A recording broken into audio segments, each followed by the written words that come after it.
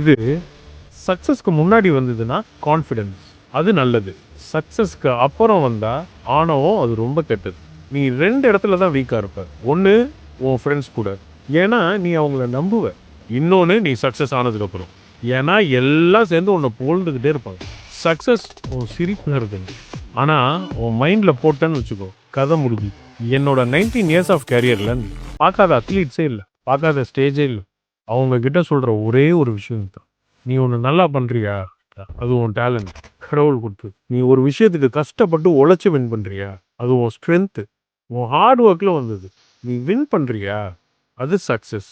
அது மக்கள் உன்கிட்ட கொடுத்தது, கடவுள் கொடுத்ததும் நீயே உருவாக்கிக்கிட்டதும் எப்பவுமே உன் கூட நிற்கும். சக்ஸஸ் நிற்கும்னு நினைச்சனா நீயே உன்னை வீக் ஆக்கிக்கிறேன்னு அர்த்தம். ஆனா next day get back to your work. நீ வின் பண்ணவனுக்குலாம் வரலாறே இல்லை. வின் பண்ணிக்கிட்டே இருக்கிறவனோட லைஃப் தான் வரலாறா மாறுது. ஒரே வாழ்க்கை சும்மா வரலாறா வாழ்ந்துட்டு போயிடும்.